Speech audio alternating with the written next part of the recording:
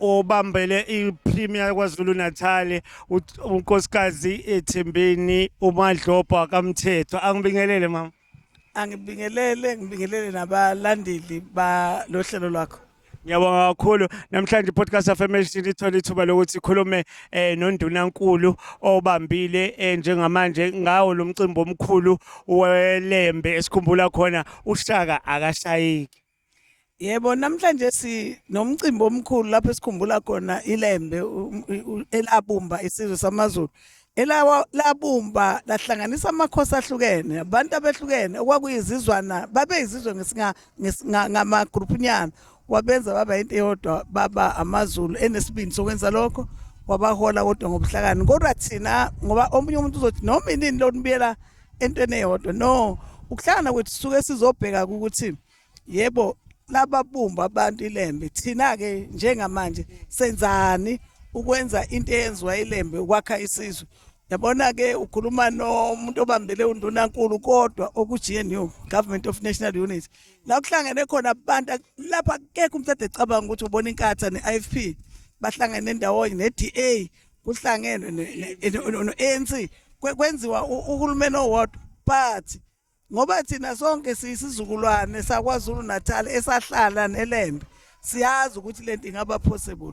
Iba possible kanjani? Inkosi uShaka yayibabumba ifuna babe namandla, babe ngandawonye. Sibe namandla ke sabangandawonye ukulwa nobupha, ukulwa nendlala, ukulwa nokungasebenzi kwabantu, ukulwa ne-service delivery engayi kubantu. Sigadene kodwa sesazi usehlukene ngeyibongo kodwa sibanye, sihlanganiswa isibongo esodwa sokwaZulu Natal nokuthanda ukudefend iconstitution. So kuyinto enkulu ke kithi. Okwesibili kufanele kuwo konke esikwenzayo sisilalele isilo ngoba siwumzukulu nesizukulwane seLembe, unegazi leLembe. Konke siyakholela ukuthi konke ukukhuluma ngomoya owafakwa iLembe. Kukhona igama elatrenda last year la isilo esikhona indlula mithi sathi nibalalele kodwa ningakwenzi. So kunabantu abasigxekayo uma ngabe sisebenza njengohulumeni, kodwa nathi sithi sizobaxolela sibalalele, okubi singakwenzi, okuhle sokuthatha sikwenza. So uma ke uze la uyakwazi ukuthi uyafunda kubaholi abasuke bekhuluma, uthathe imfundiso ezinhle, sithathe isibindi, sithathe ukuthobeka, ukuthanda abantu. Ikona lokho esikufundiswayo, ilokho futhi esithi ke sukela la sizogijima nako nje.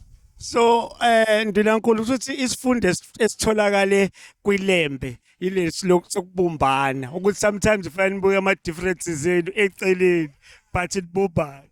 Kunjalo impela, noma uyamthanda noma awumthandi, noma ukuhlwitha umbhobho noma akahlwithanga, khohlwa embhobho yokuhlwitha. But ke uthini ngomuntu osemahlabathini, osematimatolo, ofuna sonke uma ngabe besithi sisilwela ukuthi abantu abathola service delivery. Yebo, sonke sibambene ngalokho ngoba empeleni isilo asiyithandi into yokuhlukana kwethu. Isilo sithanda intuthuko, isilo sifuna ukubona imfundo igqama kakhulu kwaZulu Natal. Isilo sifuna ukubona ezempilo zizinhle, kodwa uma sihlangene, uma sehlukene lezo zinto ngeke zenzeke, kodwa uma sibambisana zizokwenza ke. Asibonga kakhulu kubambele uNdunankulu uThembeni okaMadlopha Mthethwa ophinda be uMinister kwa-Agriculture la esifundazweni KZN. Uyizwele ibeka le ndaba, salinde inkulumo enkulu ke evela kwindlula mithi. iPodcast Affirmation uSizwe Bloss, siyabonga kakhulu. Phakathi kwezinye zezinto ezenziwe ubukoloni kube ukuthi kucindezelwe ubuthina singabantu abampisholo, kwacindezelwe ubuzwe bethu. Senziwa sababantu ongathi bafishane kunezinye izizwe, kwangathi okwethu kuba abantu akubalekile kunezinye izizwe.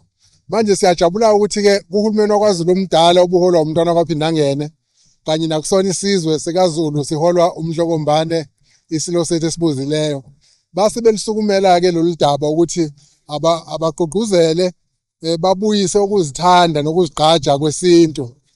Kuthe ke nango-1994 ma kuhlangana ke uhulumeni wentando yeningi ngaphansi kobuholi bukamongameli uBaba Mandela, umntwana kwaphinda ngene ngqongqoshe wezasekhaya Home Affairs lase liqoshwa ke lolu suku luka 24 eningizimu Afrika ukuthi lo heritage kodwa umhlokombane ke waqhubeka nokuthi nakuba usuku lwe heritage eSouth Africa kodwa la kwaZulu usuku lokukhumbula isilo sakwaDukuza kule minyaka edluleke kuye kwenzeka ukuthi lolu suku lungabe lisagujwa ngomhla ka24 kodwa kulonyaka sithe mangabe siyobika kwindlu lamithi kaZulu edla kwezindi ihlahla inkosi beyiphika beyazi isilo umisizulu kaZwelithini umzukulu kaBhusha Bukhali uBhusha kaNayifo isilo sethu ke sasesisho ukuthi cha usuku lo libuyele kumhla ka24 lugujwe njengosuku lokukhumbula umbumbo wesizwe isilo uShaka silake namhlanje ngoba umemezile ongathethi imanga wathi uZulu namhlanje akahlangane la isilo ke sizokhuluma nesizwe sokhuluma ngokubunjwa kwesizwe isilo sakwaDukuza sizokhuluma ngokuzithanda kwethu ukuthanda izinto zethu zesintu zomdabu nanokuthi nathi sibalekile njengazo zonke ezinye izizwe umnyango wethu ke wezemidlalo ubuciko namasiko phakathi kokunye uthunywe kona lokho esithi ngesilungu i-social heritage siqhakambisa ukuhlangana nokubumbana kweinhlanga ezahlukene ngaphansi kobuholi bukaZulu ngaphansi kobuholi besilo sakwakhangela isilo indlulamithi yamakhosi namhlanje ke senza lokho ke masikhumbula umbumbo wesizwe isilo sakaDukuza podcast affirmation sivakashelwe uMEC waka Health noMagugu Simelane asibingelele sisi Siyabingelela siyabonga kakhulu ukuthi nisinvitele Siyabonga kakhulu namhlanje sihlangene ngosuku olukhulu kakhulu lelembe leqamanye amalembe bathi abanye wayombumbi wesizwe nasi isizwe laso sidibana futhi ngabaqembu ahlukahlukene futhi nabe enyathelweni zalo ilembe kunjalo i-Government of Provincial Unity irepresenta bonke abantu bakwaZulu Natal njengoba usho ukuthi ilembe isilo sakwaDukuza sahlanganisa abantu bonke ababehlukene wakha isizwe sakaZulu nathi ke siyisizwe sakaZulu Natal siphansi kwaso so kushuthi umcimbi la uzohamba kahle nisabamema nabanye abangakangeni kwi-GPU ukuthi abasondele Well bayamenywa abantu ukuthi abasondele uma nje sizokwazi ukuthi sivumelane ngendlela yokusebenza akekho umuntu ovalelwe ngaphandle so abeze yini oyilindele enkulumeni yesilo Well inkulumo yesilo yanamhlanje si expect ukuthi kuzoba inkulumo yakhayo inkulumo egqugquzelayo ukuthi sikwazi ukuthi sibumbane njengesizwe sakwaZulu Natal ngicabanga ukuthi ujwayeleke ukumuzwa njalo isilo uma sikhuluma sikhulume ngokubumbana sikhulume ngokuthi asisebenze kahle mina ke njengomuntu wakwa health osokwini la namhlanje sigqugquzela ubuntu and lobo buntu ngokwe side la kwa health lokuthi abantu abeza eminyangweni wezempilo ama-patients ethu asiwaphathe kahle siwaphathe ngabo ukuthi sibaphathise kubuntu ngoba uma ngabe utreata umuntu esesibhedlela kufuna umtreate ngendlela wena ungafisa ukutreatwa ngayo kodwa kungenzeka ke mina ngine-medical aid kodwa kufuna ngitreat umuntu osesibhedlela ngendlela engifisa uma wami ubaba wami umkhulu wami ugogo wami atreate ngakho sikuthatha ngokuthi ubuntu ke lobo uyabona ke kuyaye kuthiwe uma ngabe umuntu umuntu omdala eyesibhedlela eclinic akakutshela ukuthi unikwe yipi treatment akakutshela ukuthi udokotela noma akakhumbuli ukuthi udokotela noma unesi ufike wamfakana kodwa uyakhumbula ukuthi unesi ufike wamphatha kanjani uyakhumbula ukuthi udokotela ufike wamphatha kanjani iphathi yobuntu lobo iphathi yalokho esicelebrateayo namhlanje sibonga kakhulu ngicabanga ukuthi iyeza kahle nale NHI Oh no definitely NHI thina saqala ngiqale ngokuthi iKZN yaba nama sites amathathu okwakuyi pilot site okuyamajuba umzinyathi nasemgungundlovu and that was before 2019 ngo-2019 uma ngifika kwase kukudala kupilothiwe 2019 saqala sesifika thina sesivumelana ukuthi siya-implement i-NHI so ziningi izinto esesiziqalile ze-NHI sazi-implementa from 2019 not even manje enye yazo uma ngabe uhambele emaklinik ethu usuyathola manje ukuthi odokotela basuke bekhona babengekho odokotela emaklinik before ukuba khona kadokotela eklinik it's part of implementation ye-NHI so sinodokotela baya lapho le program esinayo esikhipha siya naye ebantwini esibiza ngokuthi esibhedlela kubantu. It's part of that because i-NHI ithi ama-services awasondezwe emphakathini. Siney'nhlelo esinazo esibiza ngokuthi ama-outreach teams. Ama-outreach teams ethu ayahamba aye ey'kolweni, ayahamba aye emphakathini. I-part of NHI leyo nto. So sesiqalile thina vele ukuyi-implementa i-NHI. Uma kufika i-COVID sanikezwe imali yokuthi asikwazi ukuthi sihlelele imbhede. Kwakuthiwe kuthina asambe siyokwakha lento ebizwa ngokuthi ama-field hospital ukuthi sibheke i-ground bese sifake imbhede lapho. Kodwa thina sathatha isinqumo sokuthi ngoba i-NHI iyeza and siyafuna ukuyi-implementa asilungise iy'bhedlela zethu. Yilokho esakwenza nangabe uye eClaywood uye eRichmond ngabala iy'bhedlela ey'ningi ufika khona uyabona ukuthi sekuyisibhedlela lesi esifana nesibhedlela siyi-private. So kade saba ready for i-NHI. Lukhona ushintsho. Kakhulu lukhona ngempela ushintsho. Uma ubheka even imbhede yethu eqaleni before NHI abantu babelala kwi-ward uthola ukuthi balala mhlambe babe u22 11 ngapha level ngapha. Kodwa kancane siyanciphisa. Uyabona nje ePix sinane ward enembhede emibili kuphela. Sine ward enembhede ewu4. The biggest ward esithi sizoba nayo yama ward ayalala abantu abawu6. So kancane kodwa futhi imbhede yethu nama ibhedlela zethu eziningi ziyathu wathi ukunciphisa lonke because into ye privacy enye into ku NHI ebalekile. Ngicabanga ukuthi next time MEC uzosivakashela ema-office ethu usugqoka isigqoko sawo ukuba ungqongqoshe womnyango nesayo futhi ukuba iphini likahlalo we-ANC sixoxe lento ukuze abantu ba-understande kangcono. Ngingajabula kakhulu uma ngabe sinesimema sizofika. Sizokwenza njalo MEC. Asibonga kakhulu podcast affirmation Sizwe Plus. Namhlanje sine inyosi yesizwe ubaba uMsidazwe silayela namhlanje sanda kuba naye emkhosini omhlanga. Namhlanje sikumkhosi welembe sikhumbula ilembe leqamanya amalembe ngokukhalipha Msidazwe. Angiphinde ngiyibongele nami kodwa ngisikhohliwe isibonga usangikhumbuza ngayo uSizwe Plus.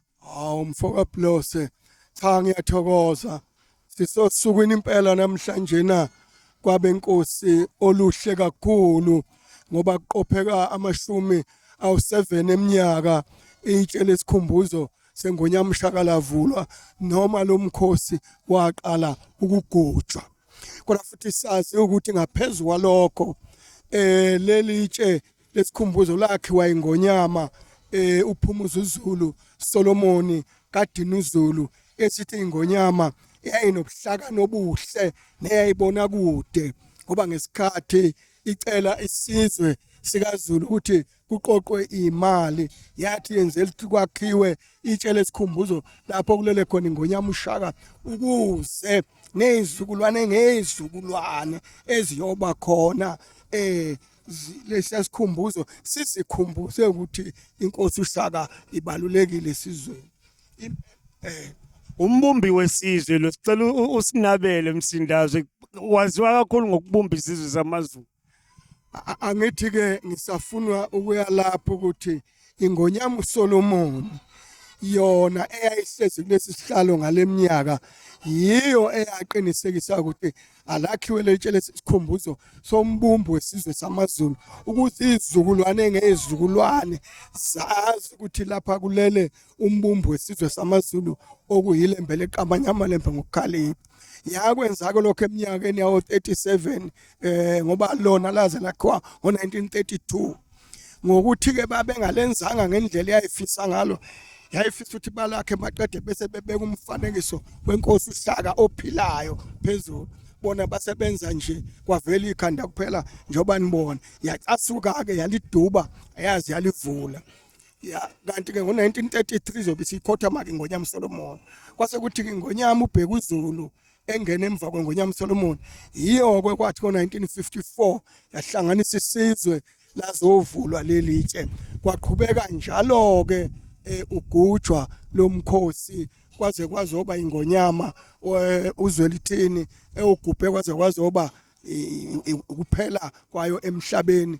Nengonyama ke namhlanje ebusayo okwesine iza lapha izogubha lomkhosi. Okujabulisayo ke ukuthi sibona abantu abancane ikakhulukazi imvunulo isizwe siyakhombisa ukuthi impela umyalelo wenkosi Solomon ukuthi kofanele ingonyama uhlaka ikhunjulwe izizukulwane ngezizukulwane njengombumbu wesizwe sikubona kusaqhubeka nanamuhla kuyasithokozisa kakhulu thina lokho.